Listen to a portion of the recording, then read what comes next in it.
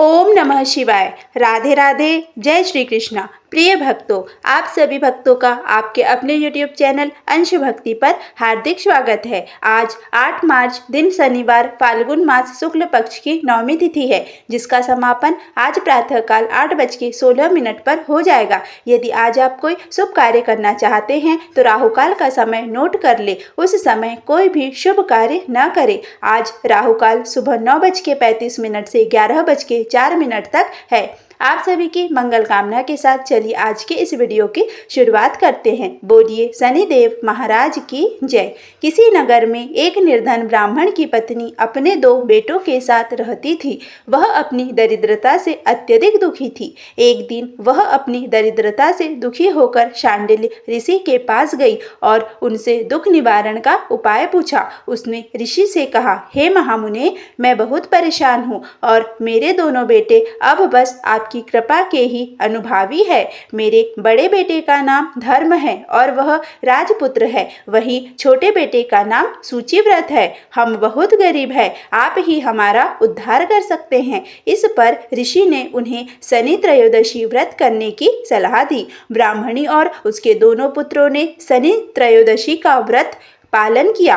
कुछ समय बाद शनि त्रयोदशी व्रत आया और तीनों ने व्रत का संकल्प लिया। सूची व्रत, जो सबसे छोटा था, एक तालाब के पास स्नान करने गया। सूची व्रत को रास्ते में एक सोने का कलश मिला जिसमें बहुत सारा धन भरा हुआ था। वह धन लेकर घर आया और उसने अपनी माँ को बताया कि ये सारा धन उसे रास्ते में मिला है। माता ने देखा कि यह धन शिवजी की कृपा से ही प्राप्त हुआ है, तो वह शनि महिमा का वर्णन करने लगी। फिर उसने धर्मपुत्र को बुलाकर कहा, देखो पुत्र, यह धन हमें शिवजी की कृपा से मिला है, इसीलिए इसे प्रसाद के रूप में आधा आधा बांट लो। धर्मपुत्र ने यह सुनकर शनिदेव का ध्यान किया और कहा, पूज्य माता पिता, यह धन मेरे छोटे भाई का ही है, मैं इसका अधिकारी नहीं हूँ। मुझे यह तब मिलेगा जब शनिदेव मुझे इसे देंगे। इतना कहकर वह पूजा में व्यस्त हो गया। कुछ समय बाद दोनों भाइयों ने प्रदेश भ्रमण का निर्णय लिया।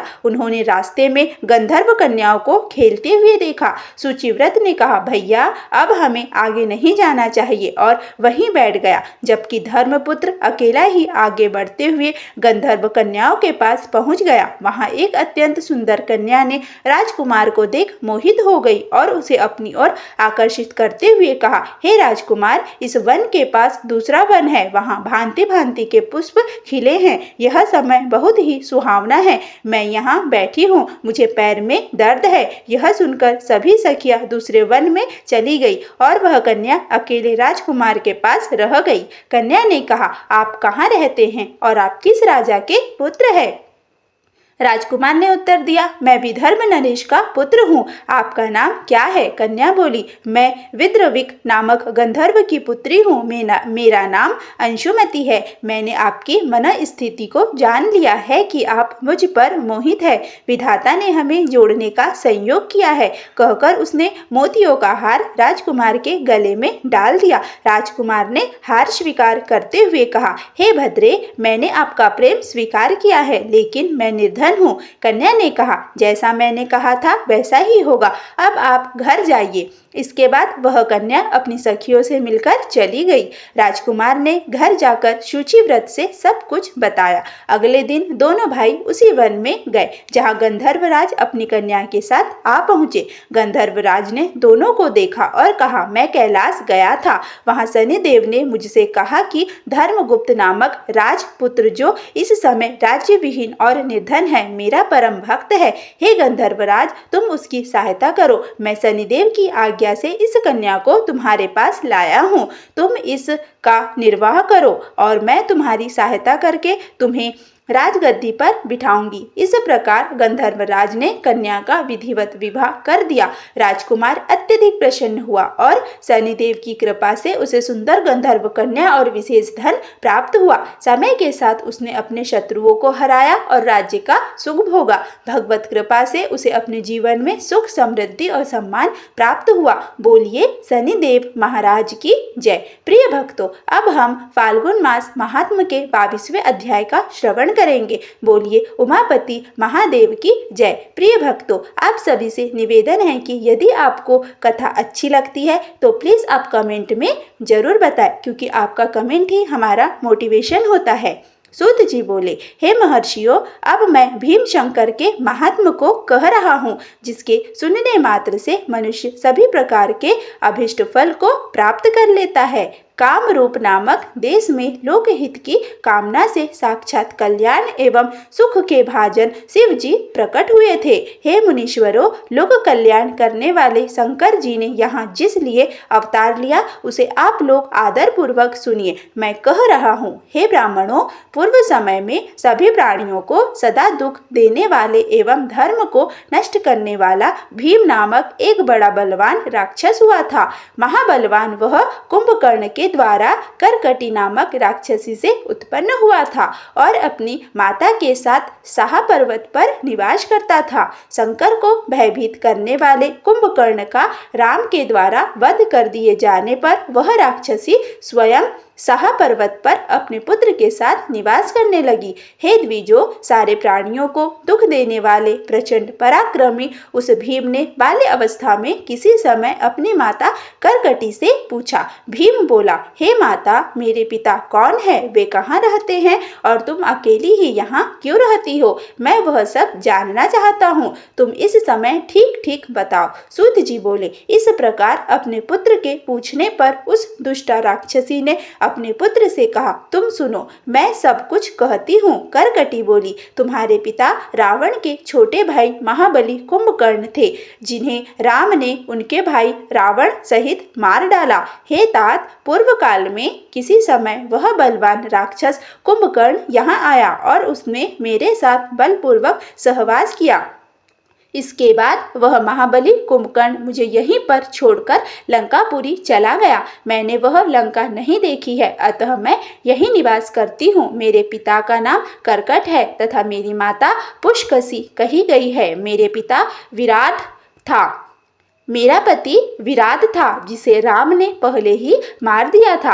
अपने प्रिय पति के मारे जाने पर मैं अपने माता पिता के साथ यहाँ निवास करने लगी। मेरे माता पिता को सुतीक्ष्ण ऋषि ने भस्म कर दिया और वे मर गए। इसका कारण यह था कि वे दोनों उनको खाने के लिए गए हुए थे। तब परम तपस्वी महात्मा अगस्त कृष्ण ने क्रोधित हो उन्हें भस्म कर दिया। इस प्रकार मैं दुखी होकर बिना किसी सहायक एवं आश्रय के पहले से अकेले ही इस पर्वत पर निवास करने लगी। इस अवसर पर रावण के छोटे भाई राक्षस कुंभकर्ण ने यहाँ आकर मेरे साथ सहवास किया और यह मुझे छोड़कर चला गया।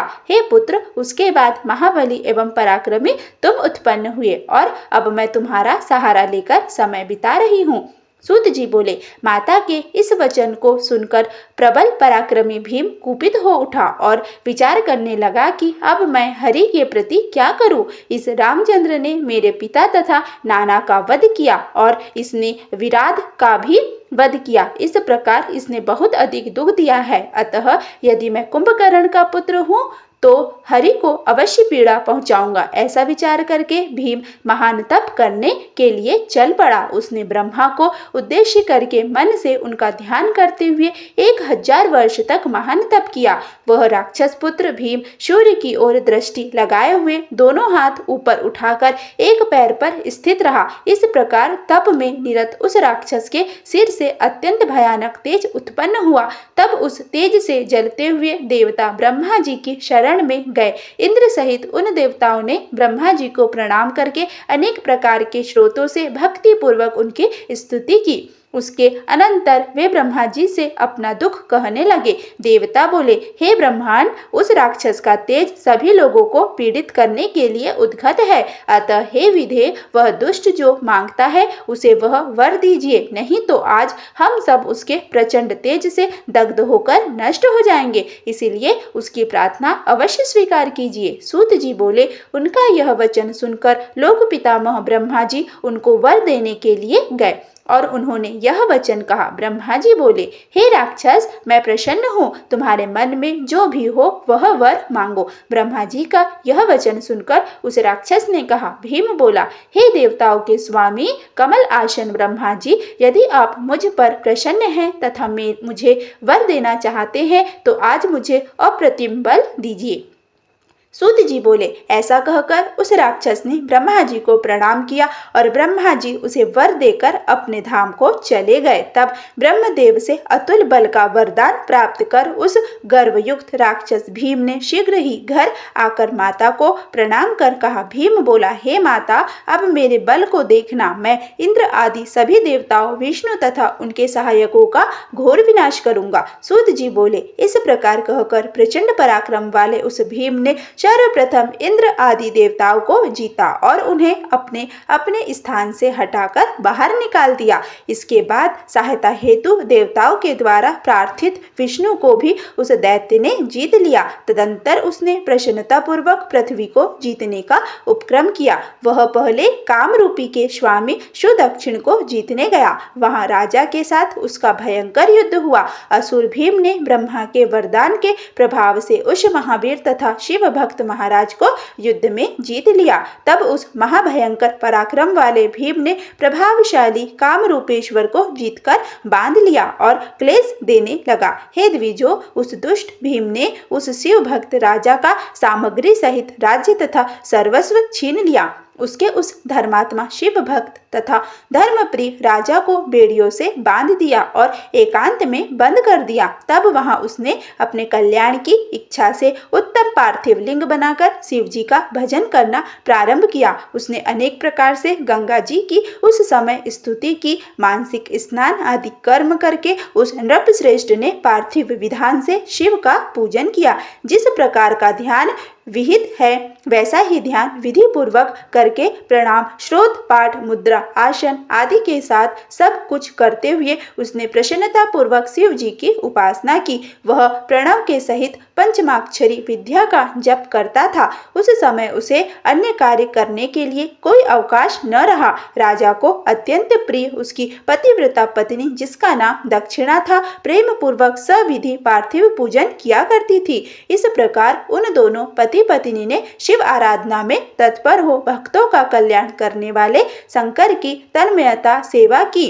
वरदान के अभिमान से मोहित हुए उस राक्षस ने संपूर्ण यज्ञ कर्म आदि धर्मों का लोप कर दिया और सब कुछ मुझे ही समर्पण करो, वह इस प्रकार का प्रचार करने लगा। हे महर्षियों, उसने दुष्ट राक्षसों की बहुत बड़ी अपनी सेना लेकर सारी पृथ्वी अपने वश में कर ली और शक्ति संपन्न होकर वेद धर्म, शास्त्र धर्म, स्मृति धर्म एवं पुराण धर्म का लोप कर स्वयं वह सबका भोग करने लगा। हे द्विजो, उसने इंद्र सहित समस्त देवताओं तथा ऋषियों को पीड़ा पहुंचाई और उन्हें अत्यंत दुखित करके उनके स्थानों से निकाल दिया। तब व्याकुल हुए इंद्र सहित देवता तथा ऋषि ब्रह्मा और विष्णु आगे कर शंकर की शरण में आए। उन लोगों ने महाकोशी नदी के उत्तम तट पर लोक का कल्याण करने वाले शंकर की अनेक स्रोतों से स्तुति कर उन्हें प्रसन्न किया और पार्थिव मूर्ति बनाकर विधि पूर्वक उनकी पूजा करके क्रम से अनेक प्रकार के स्रोतों तथा नमस्कार आदि से उन्हें प्रसन्न किया। इस प्रकार देवगणों की स्तुति आदि से स्तुति हुए शिव ने अत्यंत प्रसन्न होकर उन देवताओं से यह कहा। शिव जी बोले, हे विष्णु, हे ब्राह्मण, हे समस्त देवताओं एवं ऋषियों, मैं प्रसन्न हूँ। आप लोग वर मांगिए, मैं आप लोगों का कौन सा कार्य करूँ। सूत जी बोले, हे द्विजो, तब उन शिव जी के द्वारा यह वचन कहे जाने पर देवता लोग हाथ जोड़कर भली भांति प्रणाम करके शिव जी से कहने लगे। देवता बोले, हे देवेश, आप सबके मन में स्थित सारी बातें जानते हैं, आप अंतर्यामी हैं, अतः कोई भी बात आपसे छिपी नहीं है। हे नाथ, फिर भी सुनिए, हम लोग आपकी आज्ञा से अपना दुख निवेदन करते हैं। हे महादेव, आप अपनी कृपा दृष्टि से हमें देखिए। कुंभकर्ण से उत्पन्न कर्कटिका का बलवान पुत्र राक्षस भीम ब्रह्मा के द्वारा दिए गए वरदान से उन्मत्त होकर देवताओं को निरंतर पीड़ा पहुंचा रहा है। हे महेश्वर, आप दुख देने वाले उस भीम नामक राक्षस का वध कीजिए, कृपा कीजिए। कीजिए, हे प्रभु इसमें विलंब न कीजिए। सूत जी बोले, इस प्रकार सभी देवताओं द्वारा कहे जाने पर भक्त वत्सल शिव जी मैं उसका वध करूंगा ऐसा कहकर पुनः देवताओं से कहने लगे। शंभु बोले, हे देवताओं, राजा काम रूपेश्वर मेरा उत्तम भक्त है, आप लोग उससे यह कहिए, तब यह कार्य शीघ्र पूरा होगा। शंकर जी ने तुमसे कहा है कि हे सुदक्षिण, हे महाराज, हे काम रूपेश्वर, हे प्रभु, तुम मेरे विशेष रूप से भक्त हो, प्रेम पूर्वक मेरा भजन करते रहो। मैं ब्रह्मा से प्राप्त वर से शक्तिमान तथा तुम्हारा तिरस्कार करने वाले भीम नामक दुष्ट राक्षस का वध करूंगा, इसमें संशय नहीं है।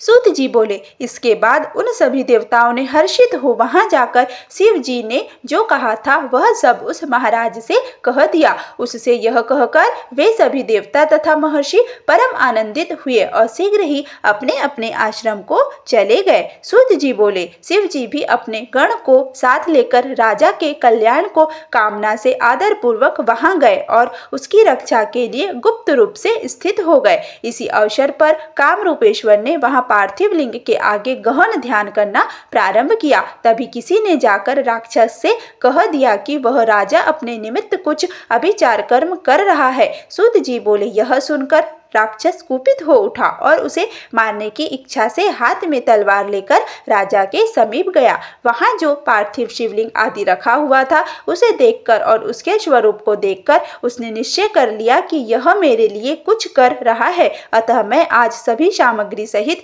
इसे बलपूर्वक मार डालूंगा। इस प्रकार विचार करके अत्यंत क्रुद्ध हो राक्षस ने राजा से कहा। भीम बोला, हे दुष्टात्मा राजा, तुम इस समय क्या कर रहे हो, यह सच सच बता दो तो तुम्हें नहीं मारूंगा, अन्यथा निश्चय ही तुम्हारा वध कर दूंगा। सूत जी बोले, उसका यह वचन सुनकर शिव में विश्वास परायण वह काम रूपेश्वर शीघ्र ही अपने मन में यह विचार करने लगा, जो होनहार है वह होकर रहेगा, उसको टालने वाला कोई नहीं है। यहाँ तो सब कुछ प्रारब्ध के अधीन है और शिव को ही प्रारब्ध कहा गया है। वे दयालु शिव जी निश्चित रूप से इस पार्थिव लिंग में भी उपस्थित है, क्या वे मेरे लिए कुछ नहीं करेंगे? यह राक्षस उनके सामने क्या है, वे अपनी की हुई प्रतिज्ञा पूर्ण करेंगे, क्योंकि भगवान शिव वेद में सत्य प्रतिज्ञ कहे गए हैं। वे स्वयं कहते हैं, जब कोई अत्यंत निर्दयी व्यक्ति मेरे भक्त को पीड़ित करता है तो मैं उसकी रक्षा के लिए उस दुष्ट का वध कर देता हूँ, इसमें संशय नहीं है। इस प्रकार धैर्य धारण कर भगवान शिव का ध्यान करते हुए वह राजा अपने मन में उत्तम भक्ति पूर्वक प्रार्थना करने लगा। हे महाराज, मैं आपका भक्त हूँ, जैसी आपकी इच्छा हो वैसा कीजिए। मैं यह सत्य कहता हूँ कि आप मेरा कल्याण कीजिए। इस प्रकार मन में ध्यान करके सत्य पास में बंधे हुए उस राजा ने राक्षस का तिरस्कार करते हुए सत्य वचन कहा। राजा बोला, हे राक्षस, मैं अपने भक्तों की रक्षा करने वाले समस्त चराचर के स्वामी तथा निर्विकार भगवान शिव का भजन कर रहा हूँ। सूत जी बोले, उस काम रूप ईश्वर का यह वचन सुनकर क्रोध से कांपते हुए शरीर वाले उस भीम ने यह वचन कहा। भीम बोला, मैं तुम्हारे शंकर को जानता हूँ, वह मेरा क्या कर लेगा, जिसे मेरे पिता के भाई रावण ने दास की भांति स्थापित किया था। तुम उसी के बल का सहारा लेकर मुझे जीतना चाहते हो, तो अब तुम सब कुछ जीत चुके, इसमें संदेह नहीं करना चाहिए। जब तक तुम्हारा पालन करने वाला वह शिव मेरे सामने आकर दिखाई नहीं पड़ता, तब तक तुम्हें उसे स्वामी मानकर उसकी सेवा करते रहो, अन्यथा कभी नहीं कर सकोगे। हे राजन, उसे मेरे द्वारा देख लेने से सब कुछ भली भांति स्पष्ट हो जाएगा, अतः तुम शिव जी के इस रूप को दूर कर दो, अन्यथा तुम्हें आज अवश्य हो भय होगा, इसमें संशय नहीं है। भयंकर पराक्रम वाला मैं तुम्हारे स्वामी को तीक्ष्ण चपेटा मारूंगा। सूत जी बोले, उसका यह वचन सुनकर शिव के प्रति आस्था वाले राजा कामरूपेश्वर ने भीम से शीघ्र ही यह दृढ़ वचन कहा। राजा बोला, हे राक्षस, मैं नीच एवं दुष्ट जो भी हूँ, किंतु शिव जी का त्याग कभी नहीं करूंगा और मेरे स्वामी भी सर्वश्रेष्ठ है, वे मेरा त्याग कभी नहीं करेंगे। सूत जी बोले, इस प्रकार उस शिव भक्त राजा की बात सुनकर उस भीम राक्षस ने हंसकर शीघ्र ही उस राजा से कहा। भीम बोला, मत होकर वह नित्य भीख मांगता रहता है, उसे तो अपने स्वरूप का भी ज्ञान नहीं, भक्तों की रक्षा करने में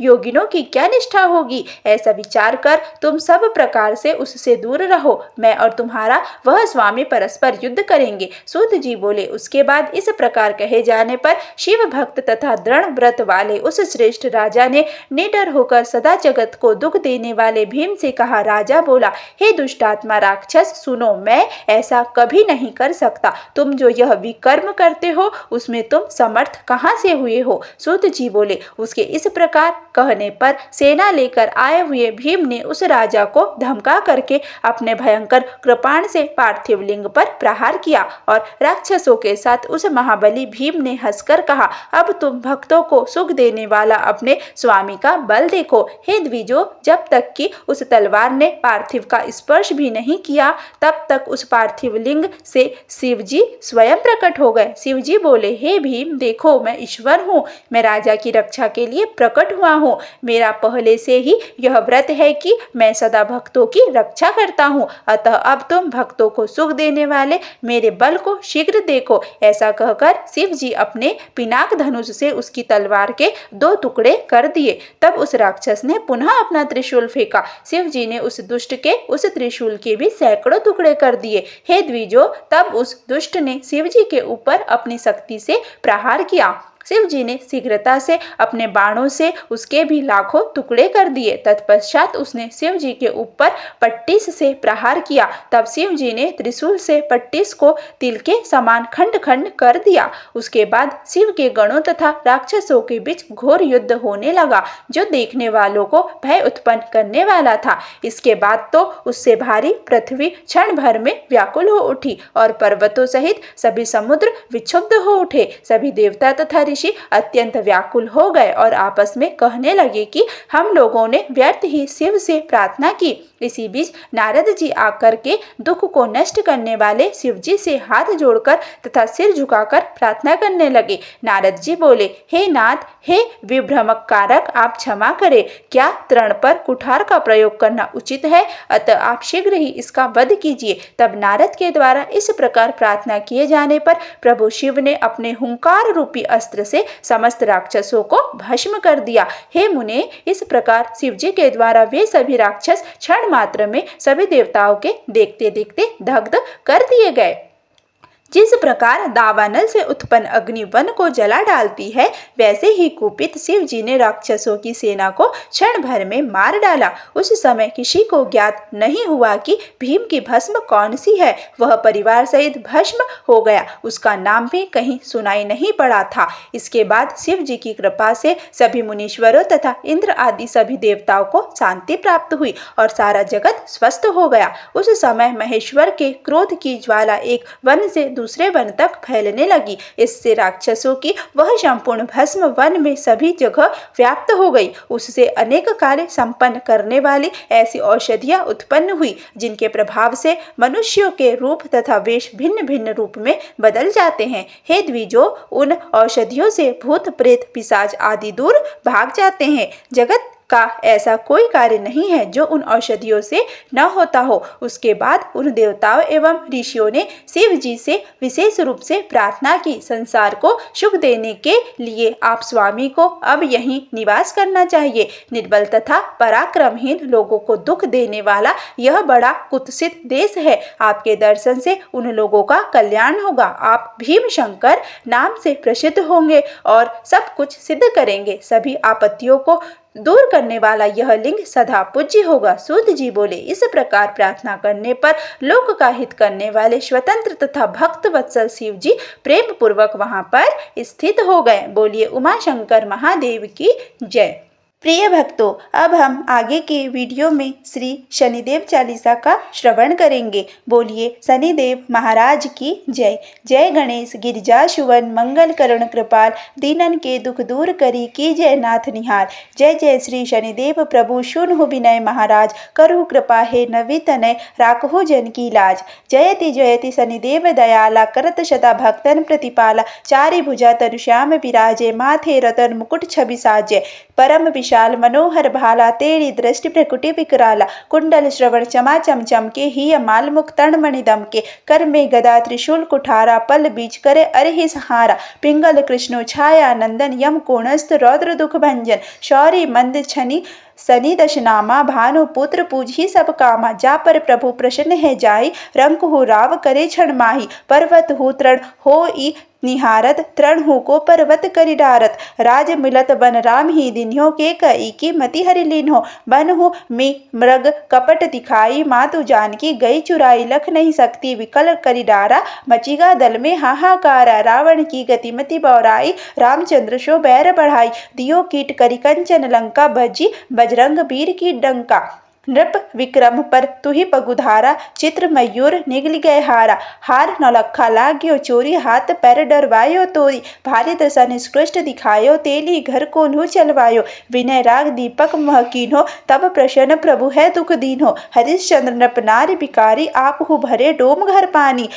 तैसे नल पर दशा सिहारी भूंजी मीन कूद गई पानी। श्री शंकर ही गहो जब जाई पार्वती को सती कराई। तनिक विलोकत ही करी रीसा नभ उड़ी गयो गौरी शुत सीसा। पांडव पर भय दशा तुम्हारी बची द्रौपदी होदी उघारी। कौरव के भी गतिमति मारियो युद्ध महाभारत करि डारियो। रवि कह मुख मह धरी तत्काला लेकर कूदी पर्यो पाताला। शेष देव लखी विनती लाई रवि को मुखते दियो छुड़ाई। वाहन प्रभु के साथ सुजाना जग दिग्गज गर्दब मृग श्वाना। जम्बुक सिंह आदि नखधारी सो फल ज्योतिष कहत पुकारी।